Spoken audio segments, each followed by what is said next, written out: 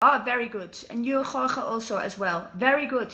Hello, So here everyone. they are, Jorge and Rebecca, and they developed a virtual studio classroom to teach and learn partner dancer steps. Learning dancing in a kinematic races challenge in virtual reality due to the lack of haptic feedback on most consumer headsets. They are here to help people to dance virtual reality, but they're also great dancers in real life, and they're gonna tell you all about it. Give them a big hand.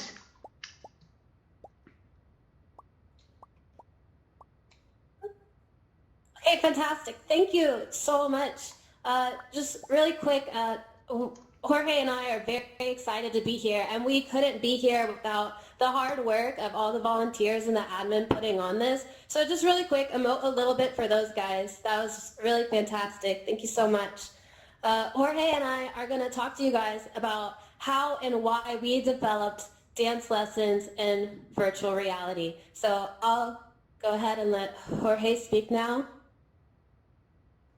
Hi, everyone. My name is Jorge. I'm the CEO of Dance Virtual, which is a startup doing exactly what you expect, doing dance lessons in virtual reality. Rebecca Diaz over here is my chief strategist. Getting to this point was particularly difficult and quite a journey.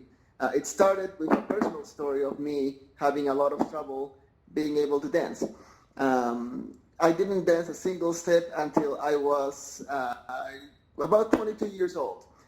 If you know anything about American pop culture, that means that somewhere in that time there is a prom dance, right?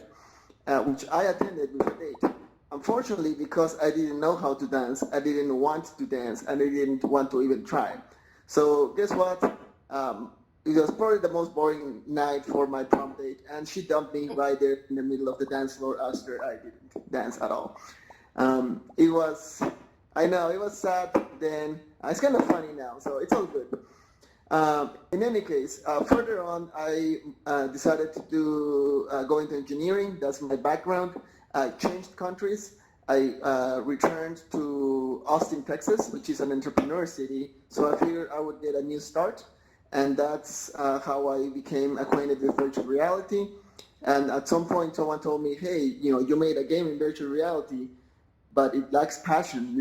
You should try to marry your passions." And I thought, well, on one side I have VR and technology. On the other side, I have dancing. I don't think there's a way to make them come together, or is there? Um, that's how I met Becca, who has her own share of personal stories about dancing, and we started on this journey together. So Becca, wanna take it from here? Yes, thank you, Jorge. Jorge and I are in the same physical space, so we're coordinating muting and not muting. Thank you for bearing with us. So my story is that I started dancing as a teenager because my boyfriend at the time invited me to go. It was a group class that he invited me to, and I spent the first 30 minutes in my car because I was terrified to go inside. I didn't want to be judged. I was nervous. So that's why dancing in virtual reality really sticks out to me, because I knew that it would be a stepping stone, an avenue for people like me who had those anxieties.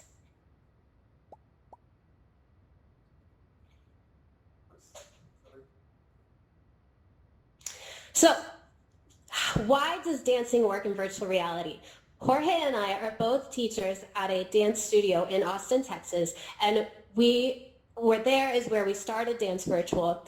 As you can see in the top corner there, that's us teaching a warm-up for our classes. And so in our virtual reality world, we had designed the exact same thing, a warm-up, people to get used to moving around in their headsets. There's a lot of skepticism with that we'll discuss later.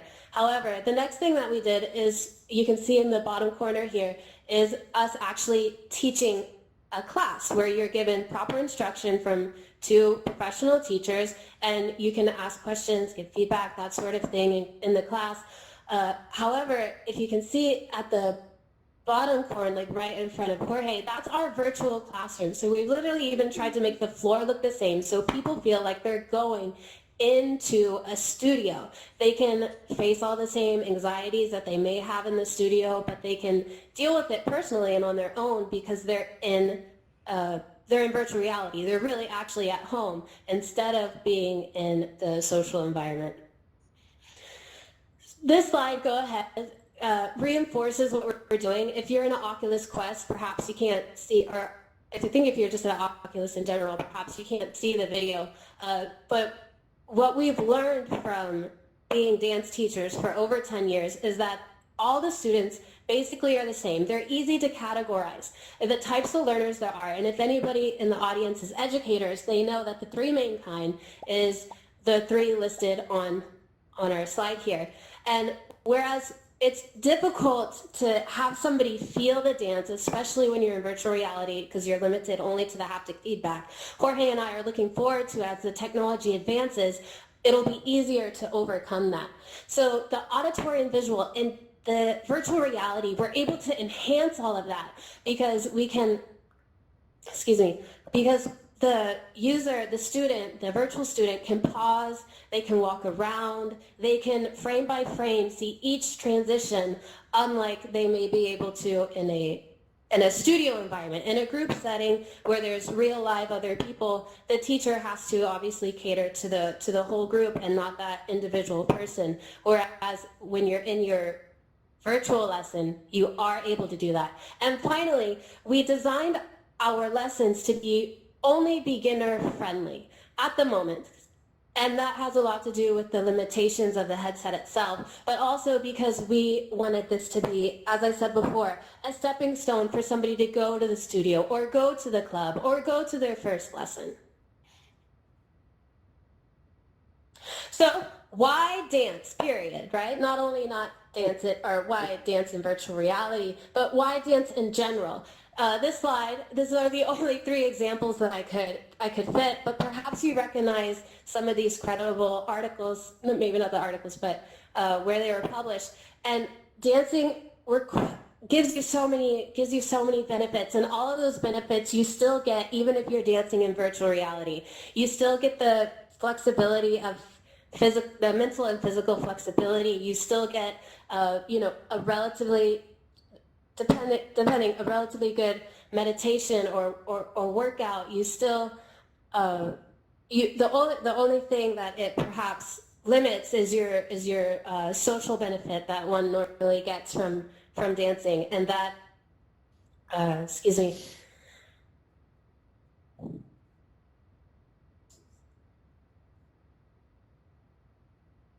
sorry.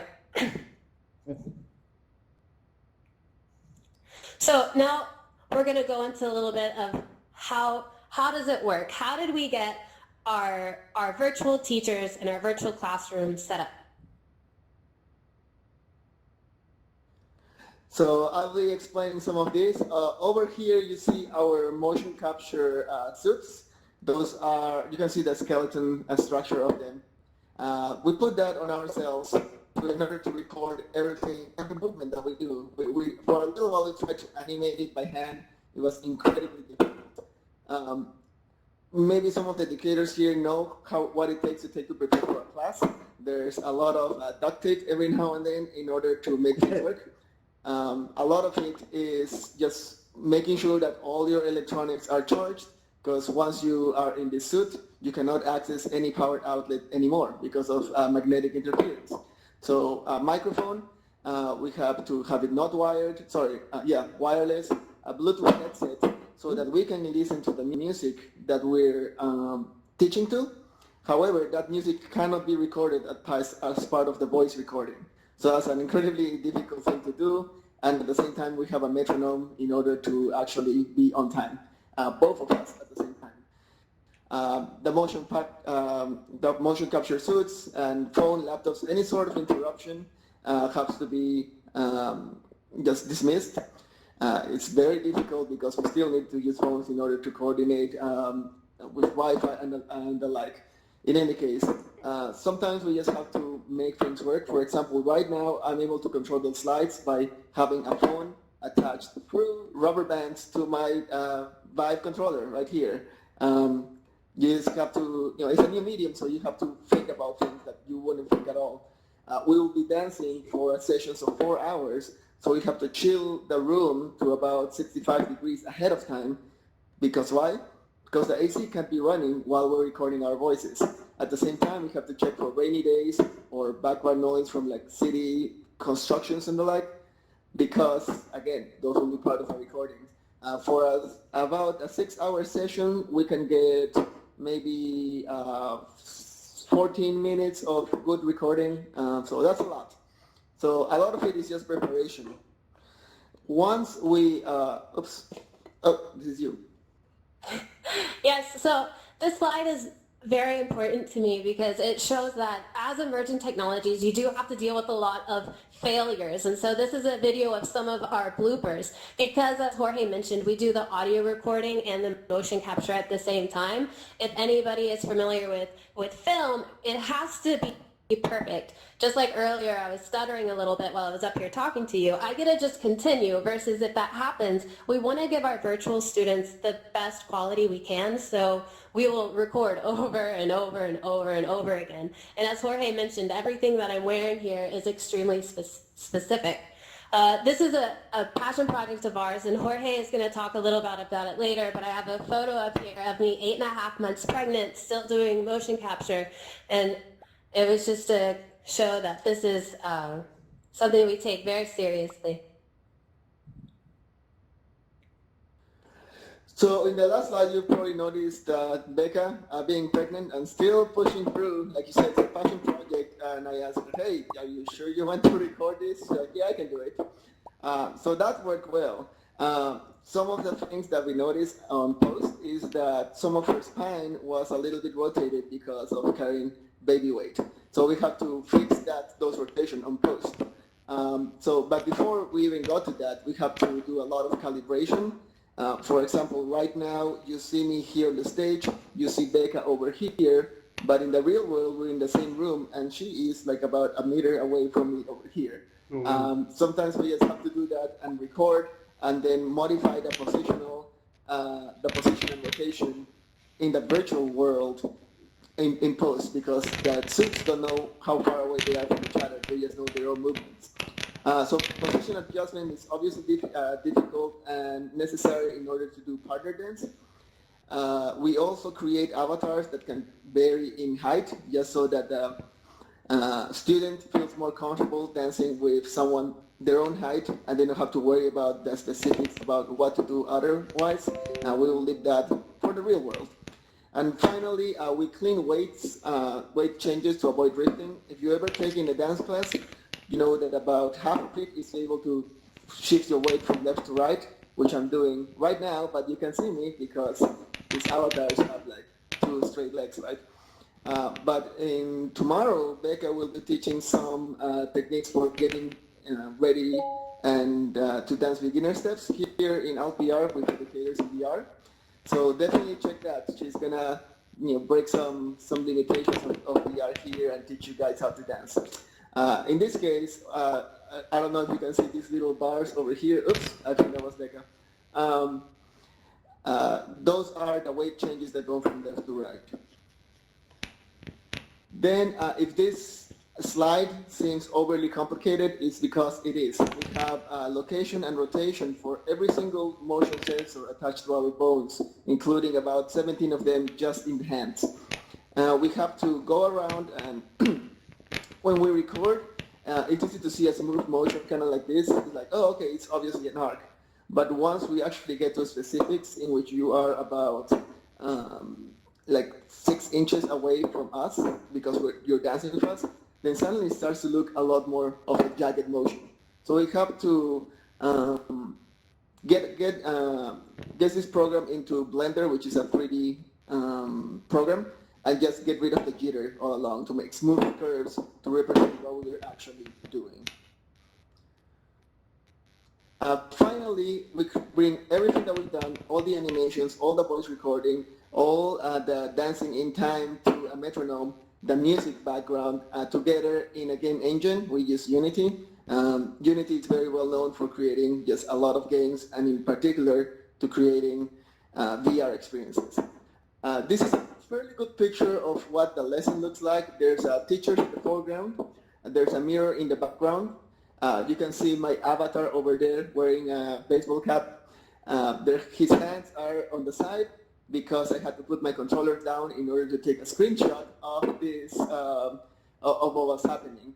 And because I was needing to be alone essentially, I couldn't dance with a partner, which is part of the program, because otherwise my partner would stop dancing once I left my controllers down and took the screenshot.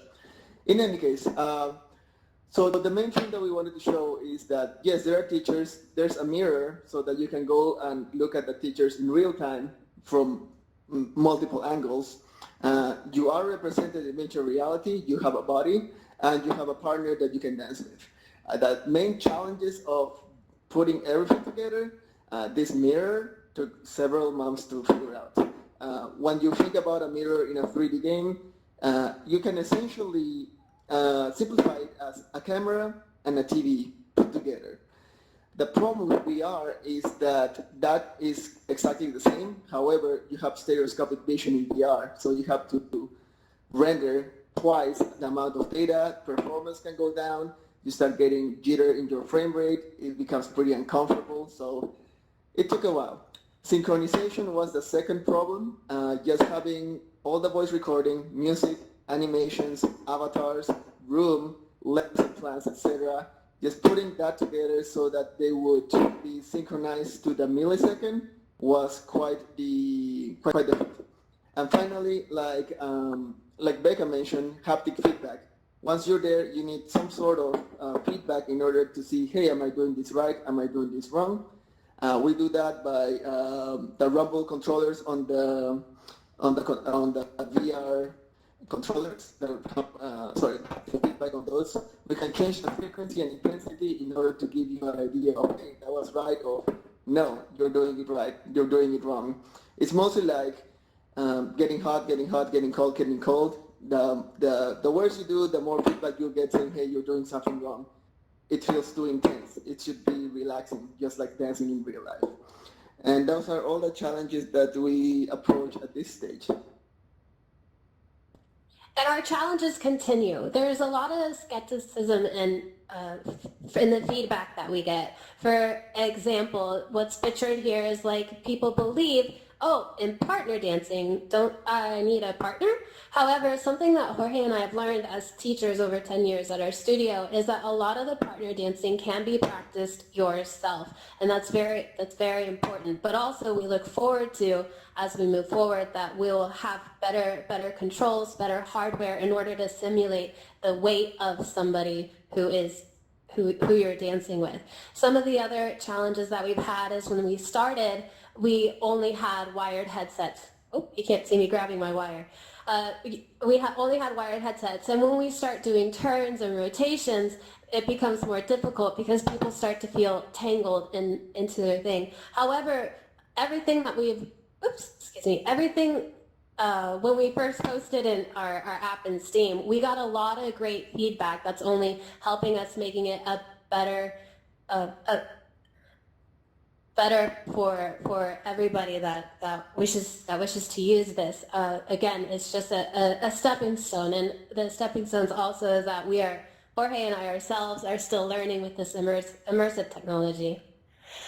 The final result that we hope that people get from this is that they just enjoy the dance. We're not a studio that's pushing people to do competitions. We're not forcing people to do showcases that they don't want to or go to socials that they don't want to either. We just want people to be able to enjoy. We're hoping to impact our community by making it so that you can have these skills to make these memories that you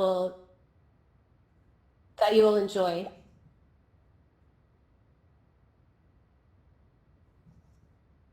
So thank you very much. And now if you would like to raise your hand for questions, you can do so. Let's see.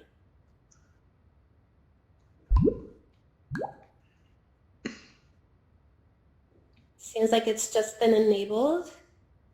Yes, that's true. Awesome. Any questions? No questions? I see the black Xavier. I see him waving, but I'm not sure. Oh, I see a question here. Nick is giving a question. Here is Nick. Yeah.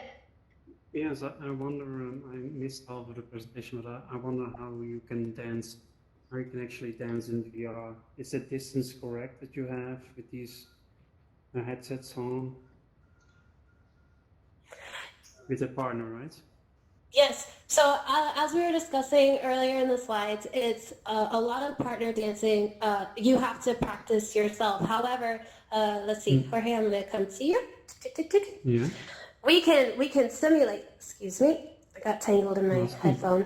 We can simulate it here. So one of the reasons that we created this is that we want that. Sorry, you can't see our feet, but Jorge, turn me, please. Yeah. So. Oh wow, this is amazing. You can do it for the camera? Sorry, the camera? You can do it for the camera? Oh, I'm just too big for the selfie. Oh, I'm sorry, I'm not sure I understand. Can you do that dance move again for the camera so I can make Oh, a selfie? camera. Do that. Okay. So we just, Jorge's gonna, answer. Awesome. And then Jorge, I think we could probably try something more complicated, like a hammer lock or something. Let's see. Here is where we keep our hands, you know.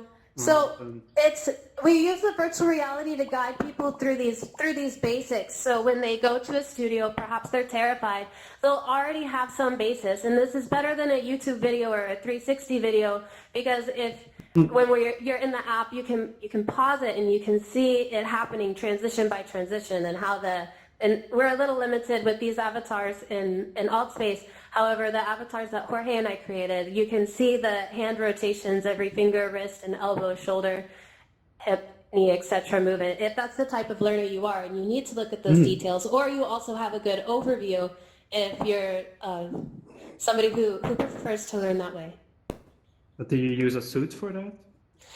With Jorge and I, yes, we use motion capture suits to do recording. For the user, for the student, we use extra camera, or you can have the extra Vive cameras on your feet. Oh, I'm lifting my feet. You can't see that. Yeah. Oh. Is it playing? No. Are you able to see the slide? I do. Yes. So we use motion capture suits in order to create the teachers, and then if you want to see your avatar, like we have mirrors in our virtual classroom, you have to put extra hardware on your feet in order to see that. Does that answer your question?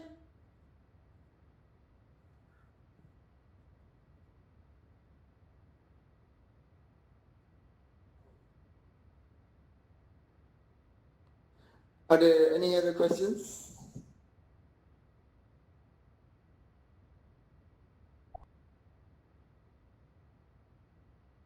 No questions? Shall we then make a selfie with all of us? Do you hear me? Yes, I hear you. But it seems like I'm out. Did you answer some questions, or did I just not hear them? Maybe that's something with my sound. We answered one question. Yeah, from Nick, but then there was no question. So shall we do a selfie with all of us? Yes. Let's go to the stage. Oh no, they cannot stay there. But please, people, if you like, come here to the middle of the seats and come behind the dancers, so we can make a selfie with you in it, and we put some hearts out there and smileys or claps, and then we have a beautiful selfie made. Let's see how we can do it.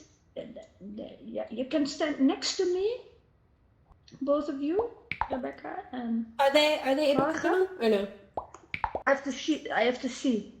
Let me see if everybody's on it. Rebecca is on it. I see some people behind. Jorge, a little bit closer, please. Yes. Yeah, very good. And hearts behind that. People, yeah, I don't see them very well. But give your hearts and I make a few pictures. Thank you so much. Yeah, please go on. Okay, yeah. Oh, I see thumbs up. Very good. Another one. Yeah, beautiful. Beautiful, beautiful with the hearts. Really good. Thank you so much, everybody. So if there's no more questions, then this was it.